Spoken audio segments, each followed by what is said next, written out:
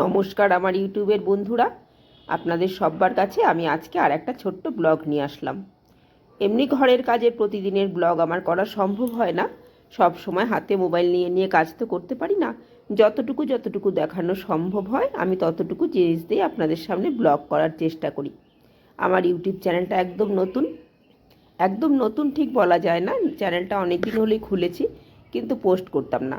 এখন পোস্ট করা শুরু করেছি, ভাবলাম ব্লগিং দিয়েই শুরু করি। কথা বলতে আমি ভীষণ ভালোবাসি, সেই জন্য ব্লগিংটাই শুরু করলাম। আপনাদের যদি ভালো লেগে থাকে আমার ছোট ছোট ব্লগগুলো, আমার কথা, তাহলে আপনারা আমার চ্যানেলটাকে সাবস্ক্রাইব করে নিতে পারেন, বা যদি ভালো লেগে থাকে একটু করে লাইক করে দিতে পারেন, তাহলে আমার চ্যানেলটাকে অনেকটা এগিয়ে নিয়ে যেতে পারি। আজকে বাজার থেকে ফলি মাছ এনেছিলাম, সেই ফলি মাছটা এনে কেটে ধুয়ে বেছে সেগুলো আর দেখানোর সময় হয়নি। তারপরে রান্নাটা বসিয়ে দিয়েছিলাম, ফুলকপি দিয়ে আর আলু দিয়ে ফলি মাছের ঝোল রান্না করেছিলাম।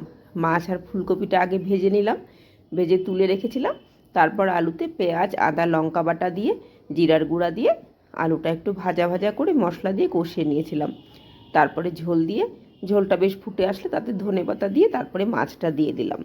রান্নাটা শেষ হয়ে গেল। এবার শাকের মাসি এসেছিল শাক নিয়ে। সে এতটাই দেরিতে এসেছিল যে সেদিন আর শাকটা বেছে ওঠা সম্ভব হয়নি আমার। মাসির কাছ থেকে তবু নিয়ে রাখলাম। এই মাসি যখনই আসে তখনই আমি শাক রাখি, দরকার না হলেও রেখে দিই, পরের দিন খাবো। এই মাসি জানেন তো আমাদের বাড়িতে আগে মুড়ি নিয়ে আসতো। মাসি আর মেসো দুজনে মিলে মুড়ির বস্তা মাথায় করে নিয়ে আসতো। আমার এই বারান্দায় বসে কত মুড়ি কেনা হয়েছে, পাড়ার সবাই মিলে একসঙ্গে মুড়ি নিত এইখানে বসে বসে। এইখানে মুড়ি কিনে চেলে বেছে মাসিকে তারপরে টাকা দিয়ে দেওয়া হতো। মাসি বেশ সুন্দর করে আমাদের এগুলো পরিষ্কার করে একদম দিয়ে যেত। যাই হোক, শাক নিয়ে এসেছিল, এখন আর মেশো নেই, মুড়ি বিক্রি করতে পারে না। একটু শাক রেখে দিলাম, পরের দিন খাবো। এটা শেষ হলে একটা নিমন্ত্রণ বাড়িতে যেতে হয়েছিল সেদিন, একজনের গোবিন্দভোগের নিমন্ত্রণ ছিল। যাচ্ছিলাম, এটা রেল লাইন পার হয়ে স্টেশনের রাস্তা। রেল লাইনের ওই পারে আমাদের বাড়ি ছিল আগে, তারপরে আমরা উঠে আসি একটু শহরের দিকে। এই রাস্তাটা দিয়ে রেল লাইন পার হয়েছি কতবার, এখন আর সেই রেল লাইন পার হওয়া হয় না। অনেক দিন না যেতে না যেতে এখন অভ্যাসটাও চলে গেছে। এখন টোটো হয়েছে, এখন টোটো করেই আমরা রেল গেট দিয়ে রেল লাইন পার হয়ে যাই।